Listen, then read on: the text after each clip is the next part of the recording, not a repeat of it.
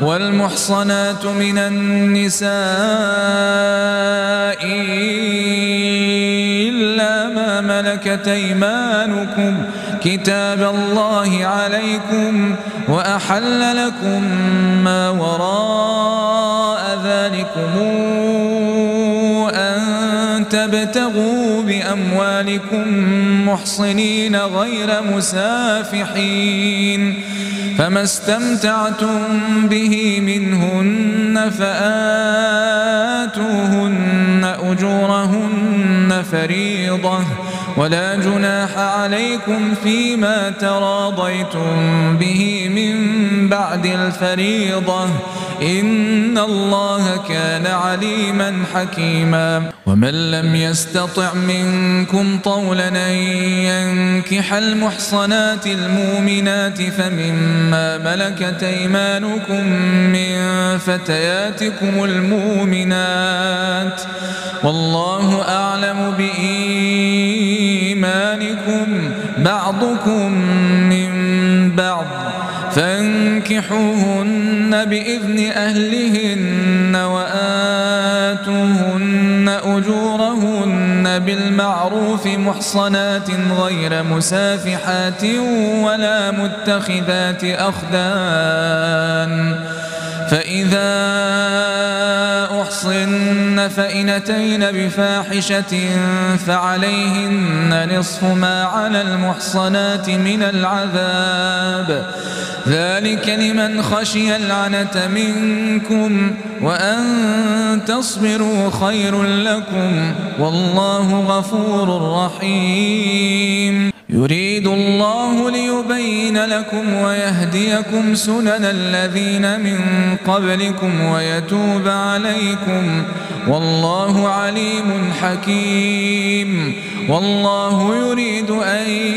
يتوب عليكم ويريد الذين يتبعون الشهوات أن تميلوا ميلا عظيما،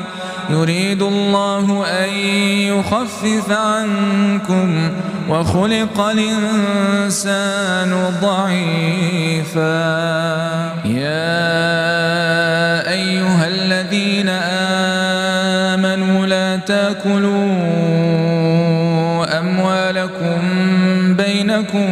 بالباطل إلا أن تكون تجارة عن تراض منكم، ولا تقتلوا أنفسكم إن الله كان بكم رحيما. ومن يفعل ذلك عدوانا وظلما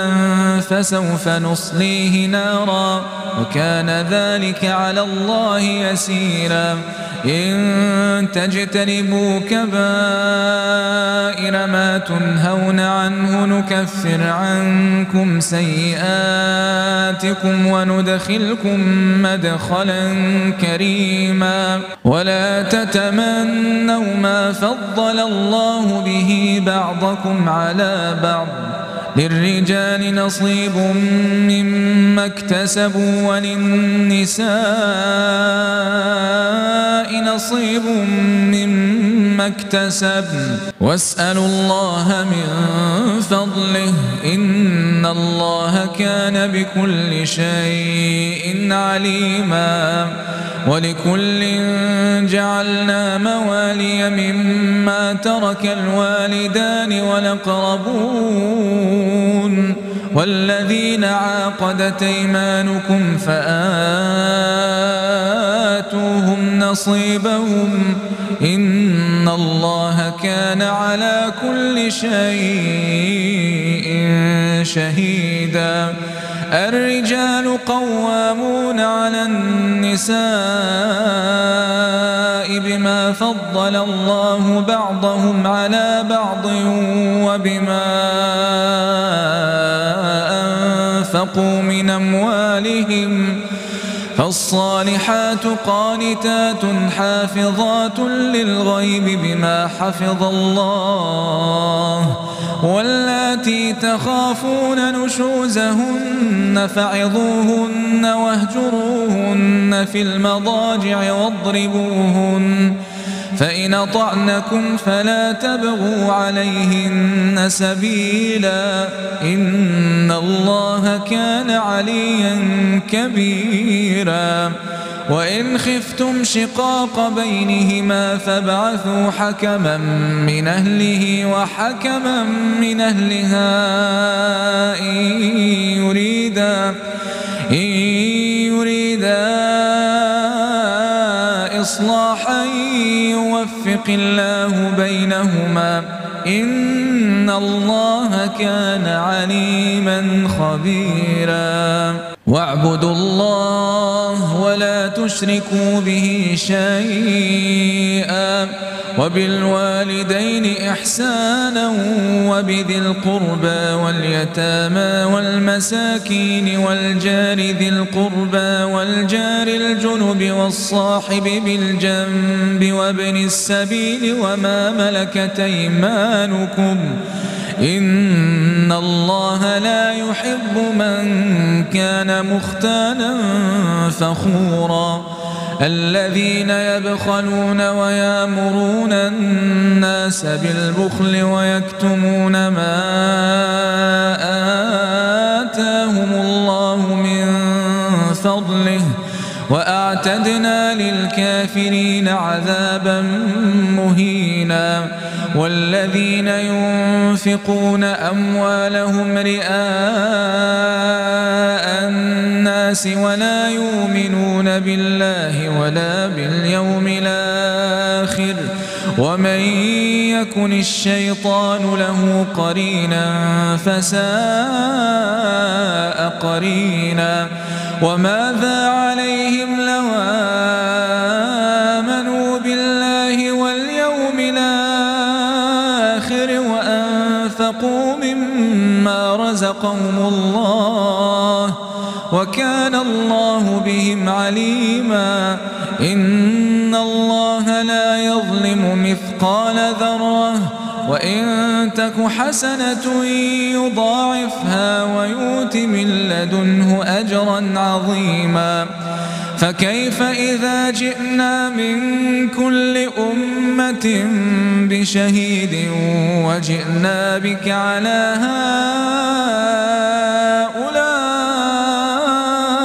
شهيدا يومئذ يود الذين كفروا وعصوا الرسول لو تسوى بهم الأرض ولا يكتمون الله حديثا يا أيها الذين آمنوا لا تقربوا الصلاة وأنتم سكارى حتى تعلموا ما تقولون ولا جنبا إلا عابري سبيل حتى تغتسلوا وإن كنتم مرضى أو على سفر أو جاء أحد منكم من الغائط أو لامستم النساء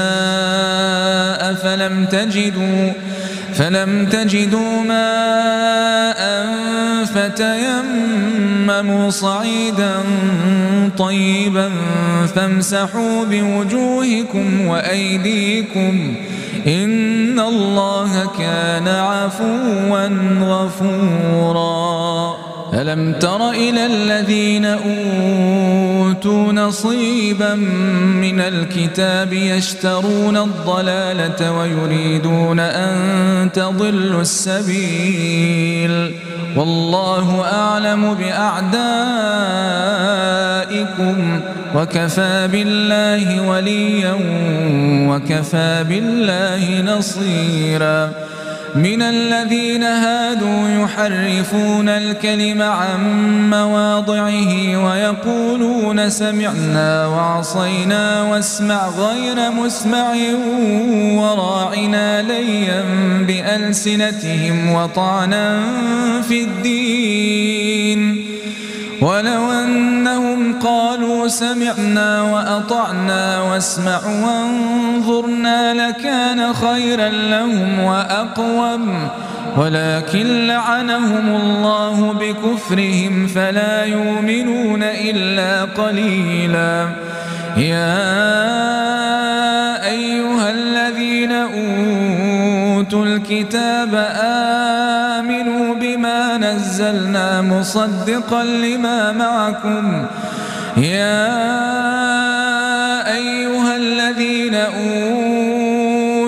الكتاب آمنوا بما نزلنا مصدقا لما معكم من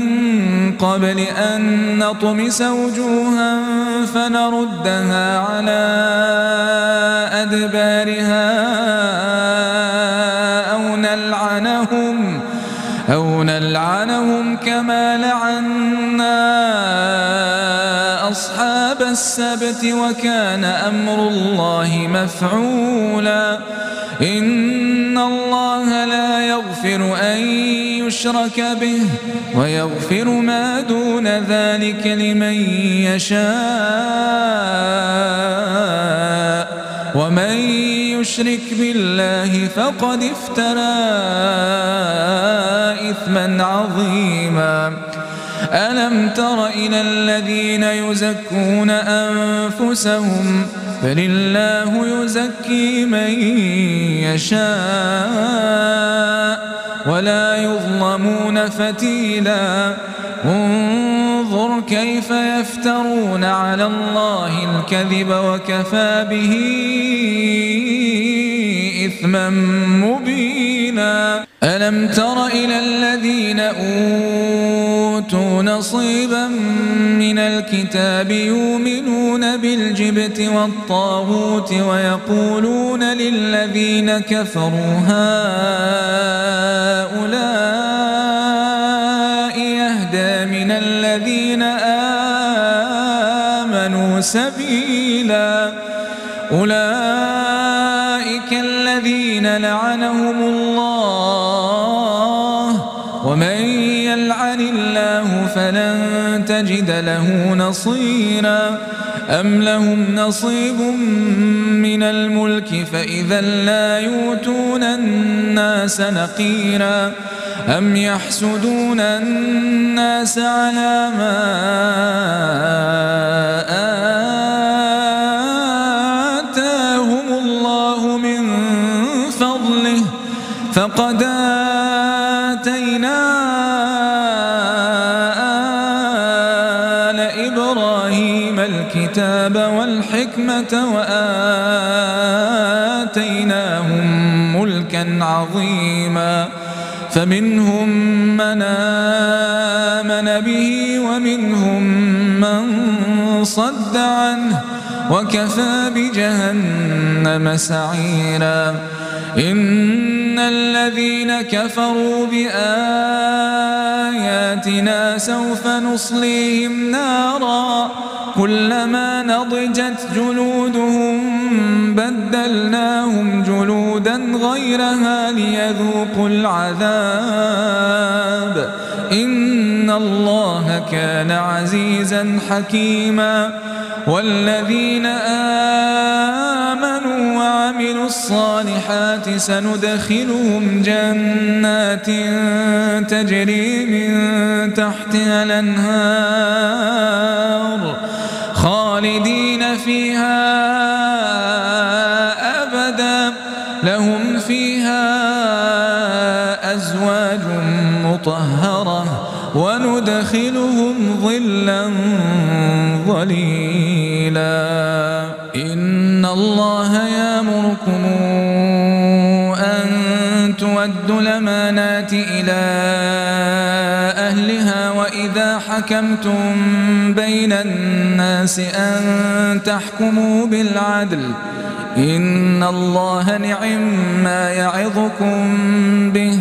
إن الله كان سميعا بصيرا يا أيها الذين آمنوا أطيعوا الله وأطيعوا الرسول وأولي الأمر منكم فإن تنازعتم في شيء فردوه إلى الله والرسول إن كنتم تؤمنون بالله واليوم الآخر ذلك خير وأحسن تاويلا ألم تر إلى الذين يزعمون أنهم آمنوا بما أنزل إليك وما أنزل من قبلك يريدون أن يتحاكموا إلى الطاغوت وقد أمروا أن يكفروا به ويريد الشيطان أن يضلهم ضلالا بعيدا وإذا قيل لهم تعالوا إلى ما أنزل الله وإلى الرسول رأيت المنافقين يصدون عنك صدودا فكيف إذا أصابتهم مصيبة بما قدمت أيديهم ثم جاءوك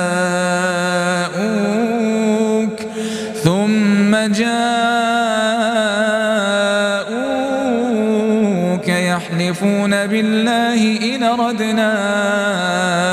إلا إحسانا وتوفيقا أولئك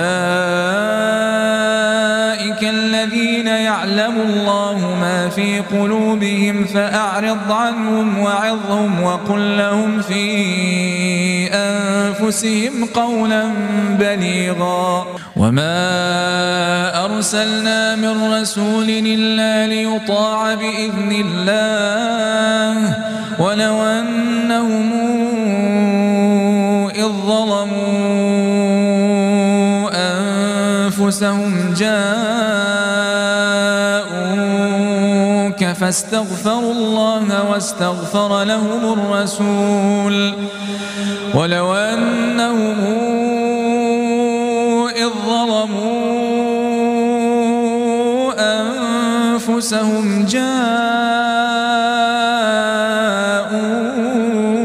فاستغفروا الله واستغفر لهم الرسول لوجدوا الله توابا رحيما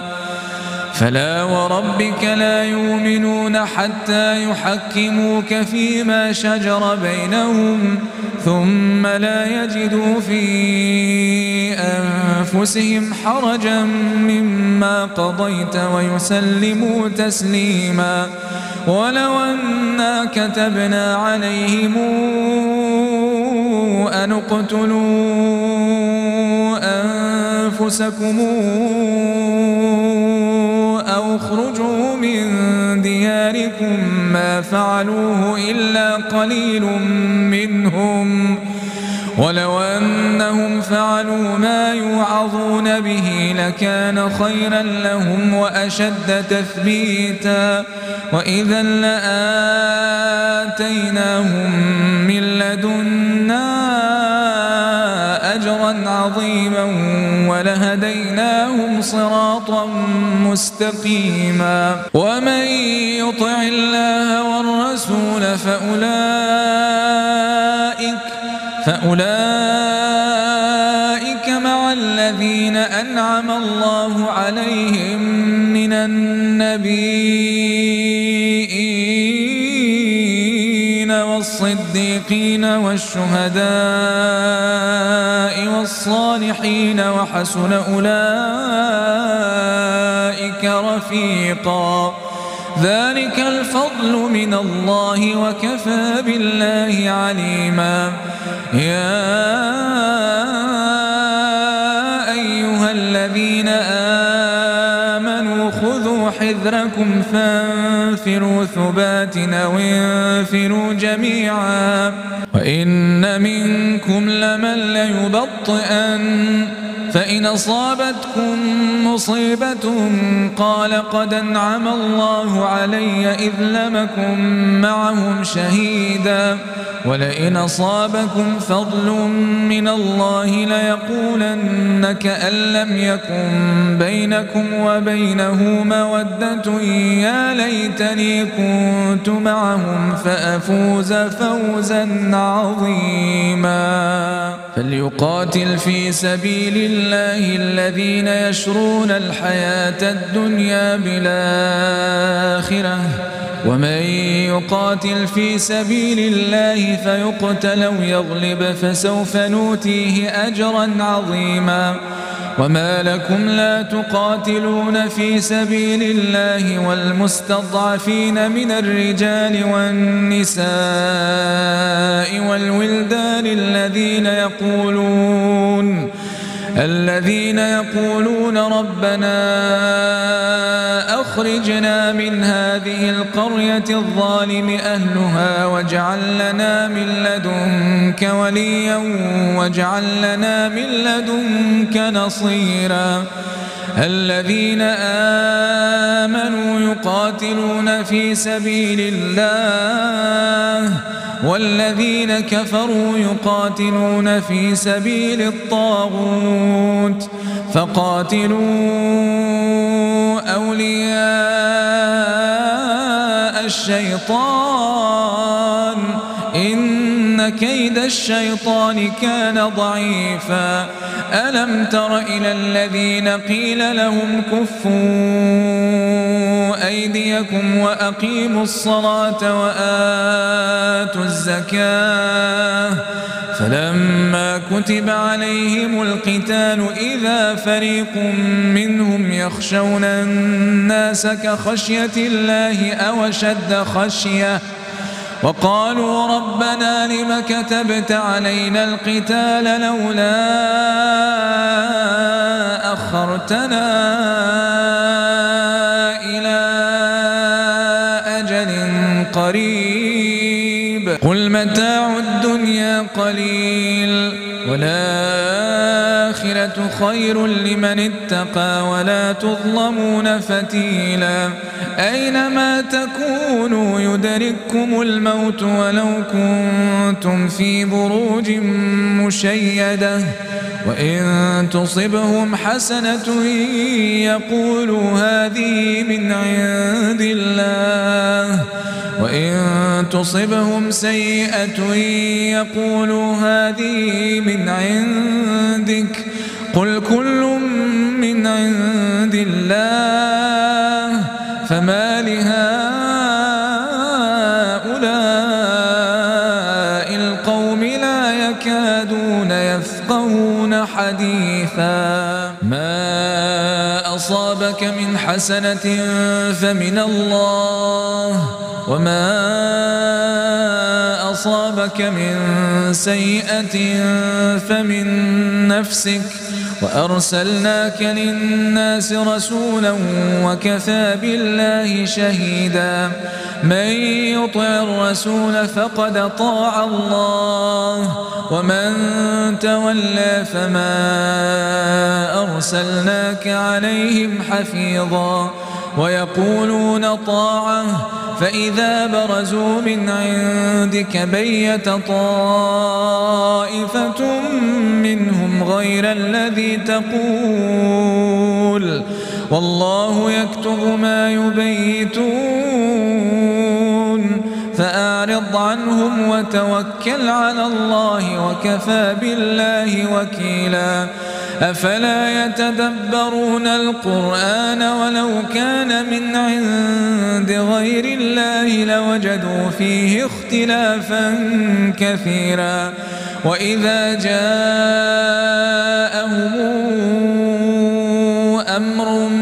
من الأمن أو الخوف أذاعوا به ولو ردوه إلى الرسول وإلى أولي الأمر منهم لعلمه الذين يستنبطونه منهم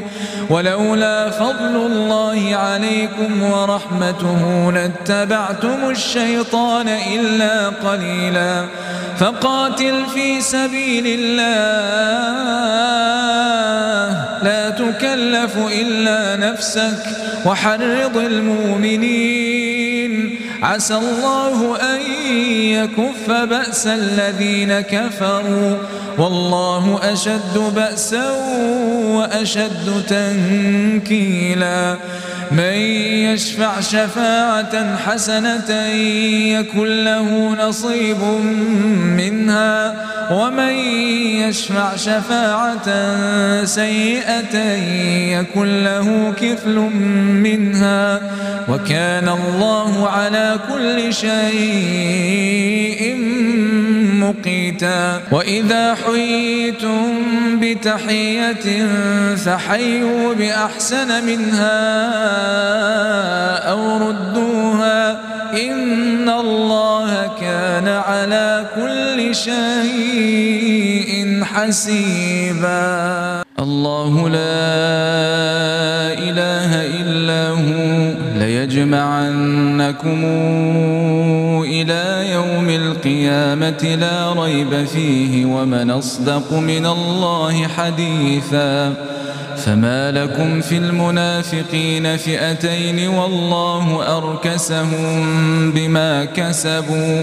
أتريدون أن تهدوا من ضل الله ومن يضلل الله فلن تجد له سبيلا. ودوا لو تكفرون كما كفروا فتكونون سواء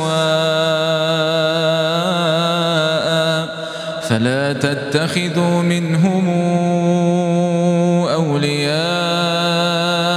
حتى يهاجروا في سبيل الله فإن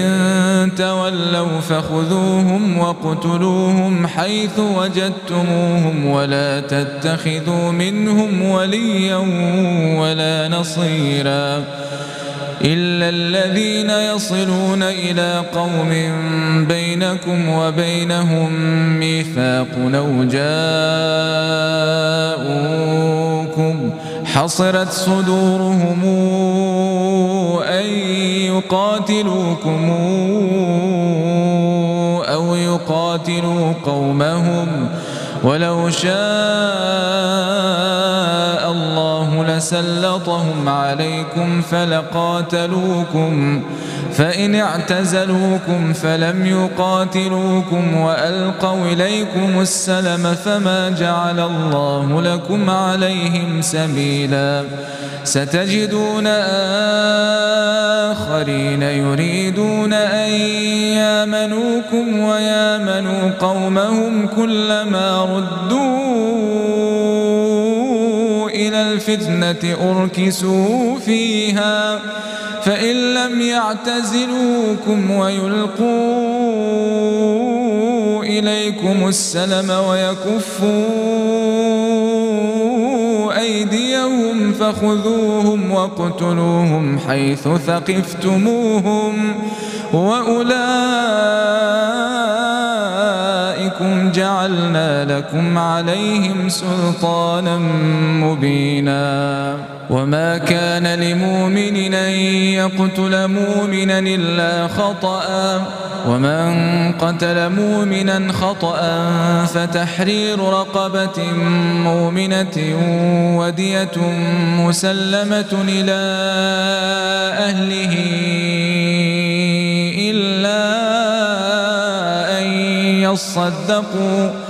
فإن كان من قوم عدو لكم وهو مؤمن فتحرير رقبة مؤمنة وإن كان من قوم بينكم وبينهم ميثاق فدية مسلمة إلى أهله وتحرير رقبة مؤمنة فمن لم يجد فصيام شهرين متتابعين توبة من الله وكان الله عليما حكيما. ومن يقتل مؤمنا متعمدا فجزاؤه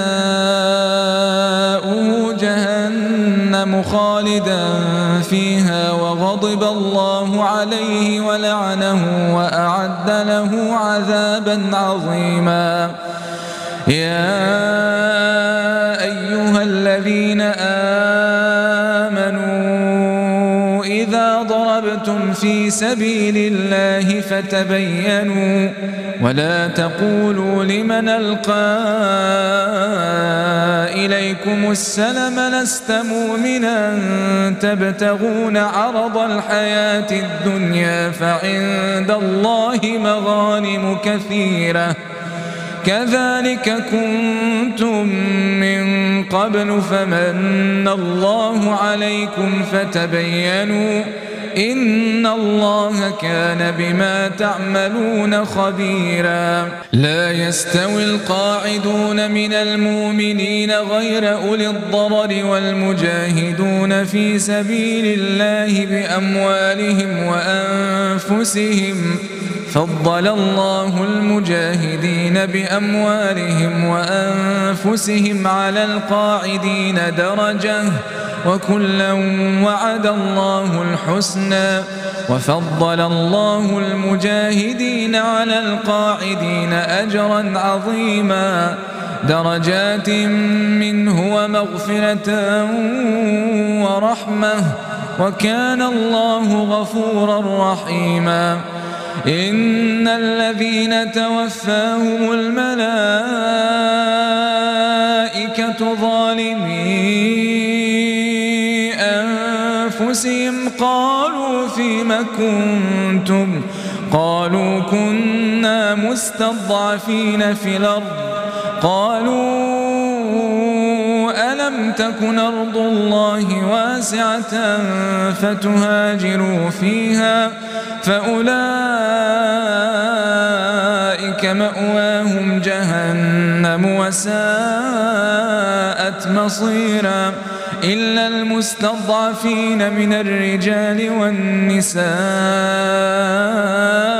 والولدان لا يستطيعون حيلة ولا يهتدون سبيلا فأولئك عسى الله أن يعفو عنهم وكان الله عفوا غفورا. ومن يهاجر في سبيل الله يجد في الأرض مراغما كثيرا وسعة ومن يخرج من بيته مهاجرا إلى الله ورسوله ثم يدركه الموت فقد وقع أجره على الله وكان الله غفورا رحيما. وإذا ضربتم في الأرض فليس عليكم جناح أن تقصروا من الصلاة إن خفتم أن يفتنكم الذين كفروا إن الكافرين كانوا لكم عدوا مبينا. وإذا كنت فيهم فأقمت لهم الصلاة فلتقم طائفة منهم معك وليأخذوا أسلحتهم فإذا سجدوا فليكونوا من ورائكم ولتات طائفة أخرى لم يصلوا فليصلوا معك وليأخذوا حذرهم وأسلحتهم ود الذين كفروا لو تغفلون عن أسلحتكم وأمتعتكم فيميلون عليكم ميلة واحدة ولا جناح عليكم إن كان بكم أذى من مطر أو كنتم مرضى أن تضعوا أسلحتكم وخذوا حذركم إن الله أعد للكافرين عذابا مهينا. فإذا قضيتم الصلاة فاذكروا الله قياما وقعودا وعلى جنوبكم فإذا اطمأننتم فأقيموا الصلاة إن الصلاة كانت على المؤمنين كتابا موقوتا. ولا تهنوا في ابتغاء القوم إن تكونوا تعلمون فإنهم يعلمون كما تعلمون وترجون من الله ما لا يرجون وكان الله عليما حكيما. إنا أنزلنا إليك الكتاب بالحق لتحكم بين الناس بما أراك الله ولا تكن للخائنين خصيما واستغفر الله إن الله كان غفورا رحيما. ولا تجادل عن الذين يختانون أنفسهم إن الله لا يحب من كان خوانا نثيما. يستخفون من الناس ولا يستخفون من الله وهو معهم إذ يبيتون ما لا يرضى من القول وكان الله بما يعملون محيطا. ها أنتم هؤلاء جادلتم عنهم في الحياة الدنيا فمن يجادل الله عنهم يوم القيامة أم من يكون عليهم وكيلا. ومن يعمل سوءا أو يظلم نفسه ثم يستغفر الله يجد الله غفورا رحيما. ومن يكسب إثما فإنما يكسبه على نفسه وكان الله عليما حكيما. ومن يكسب خطيئة أو إثما ثم يرم به بريئا فقد احتمل بهتانا وإثما مبينا. ولولا فضل الله عليك ورحمته لهم طائفة منهم أن يضلوك وما يضلون إلا أنفسهم وما يضرونك من شيء. وأنزل الله عليك الكتاب والحكمة وعلمك ما لم تكن تعلم وكان فضل الله عليك عظيما. لا خير في كثير من نجواهم إلا من أمر بصدقة أو معروف أو إصلاح بين الناس ومن يفعل ذلك ابتغاء مرضات الله فسوف نؤتيه أجرا عظيما. ومن يشاقق الرسول من بعد ما تبين له الهدى ويتبع غير سبيل المؤمنين نوله ما تولى ونصله جهنم وساءت مصيرا. إن الله لا يغفر أن يشرك به ويغفر ما دون ذلك لمن يشاء ومن يشرك بالله فقد ضل ضلالا بعيدا. إن يدعون من دونه إلا إناثا وإن يدعون إلا شيطانا مريدا لعنه الله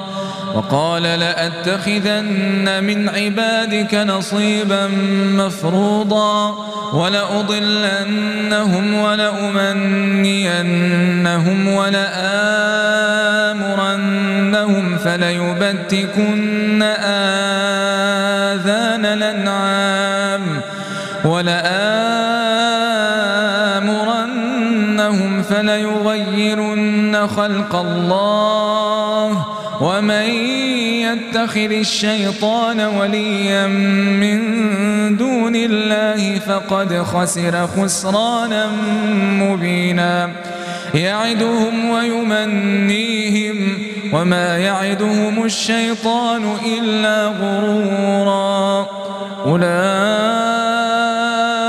مأواهم جهنم ولا يجدون عنها محيصا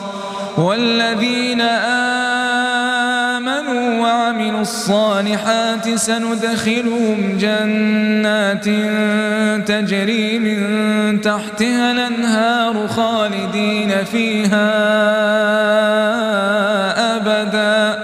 وعد الله حقا ومن أصدق من الله قيلا ليس بأمانيكم ولا أماني أهل الكتاب من يعمل سوءا يجز به ولا يجد له من دون الله وليا ولا نصيرا ومن يعمل من الصالحات من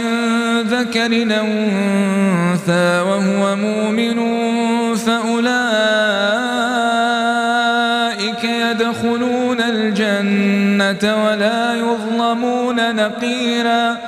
ومن أحسن دينا ممن أسلم وجهه لله وهو محسن واتبع ملة إبراهيم حنيفا واتخذ الله إبراهيم خليلا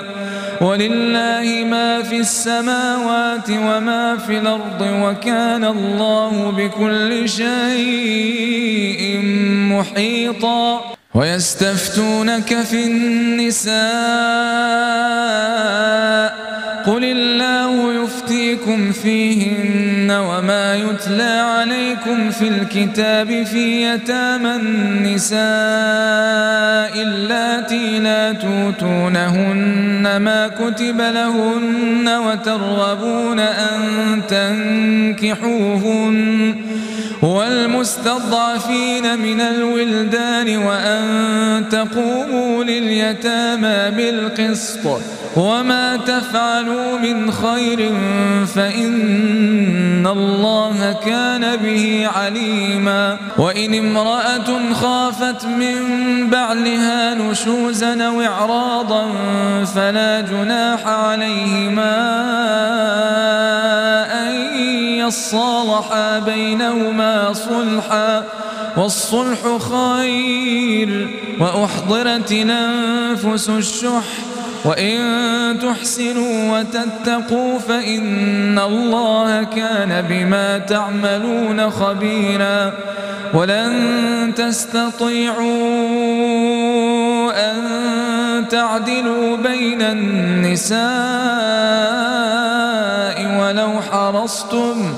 فلا تميلوا كل الميل فتذروها كالمعلقة وإن تصلحوا وتتقوا فإن الله كان غفورا رحيما وإن يتفرقا يغن الله كلا من سعته وكان الله واسعا حكيما ولله ما في السماوات وما في الأرض ولقد وصينا الذين أوتوا الكتاب من قبلكم وإياكم أن اتقوا الله وإن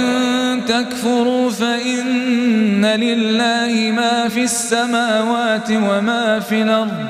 وكان الله غنيا حميدا ولله ما في السماوات وما في الأرض وكفى بالله وكيلا إن يشأ يذهبكم أيها الناس ويات بآخرين وكان الله على ذلك قديرا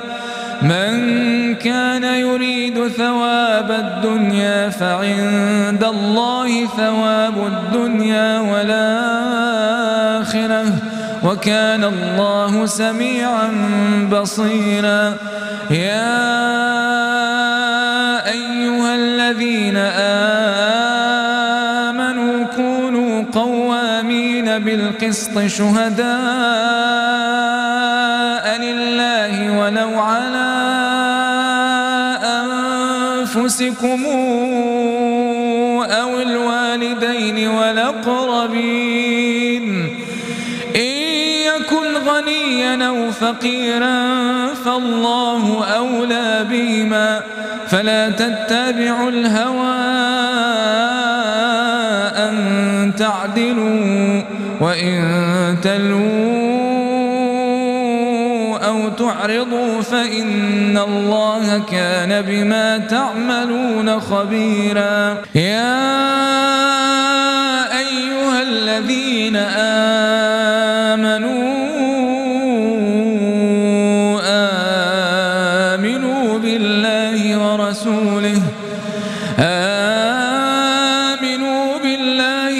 ورسوله والكتاب الذي نزل على رسوله والكتاب الذي أنزل من قبل ومن يكفر بالله وملائكته وكتبه ورسله واليوم الآخر فقد ضل ضلالا بعيدا إن الذين آمنوا ثم كفروا ثم آمنوا ثم كفروا ثم ازدادوا كفرا لم يكن الله ليغفر لهم ولا ليهديهم سبيلا بشر المنافقين بأن لهم عذابا أليما الذين يتخذون الكافرين أولياء من دون المؤمنين أيبتغون عندهم العزة فإن العزة لله جميعا وقد نزل عليكم في الكتاب أن إذا سمعتم آيات الله يكفر بها ويستهزأ بها فلا تقعدوا معهم حتى يخوضوا في حديث غيره إنكم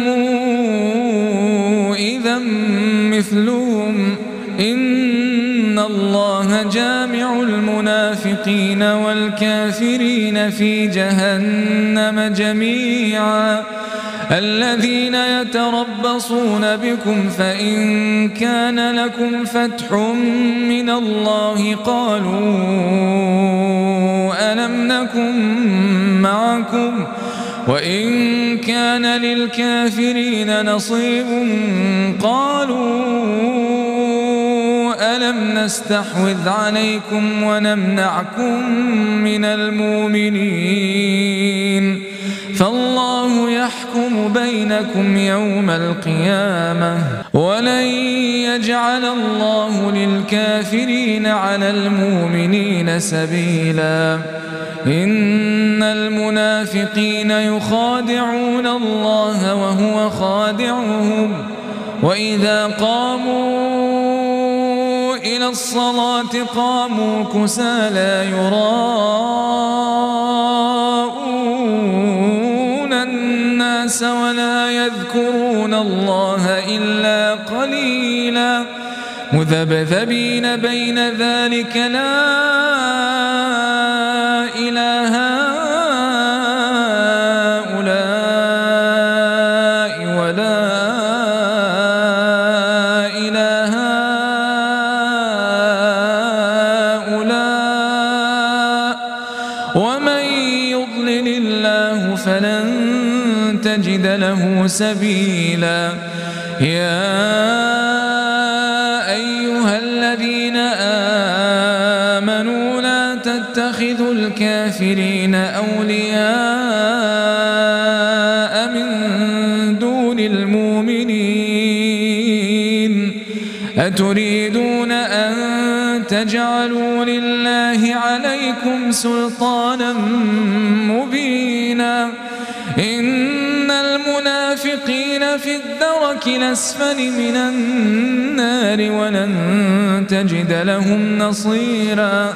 إلا الذين تابوا وأصلحوا واعتصموا بالله وأخلصوا دينهم لله فأولئك مع المؤمنين وسوف يؤتي الله المؤمنين أجرا عظيما ما يفعل الله بعذابكم إن شكرتم وآمنتم وكان الله شاكرا عليما.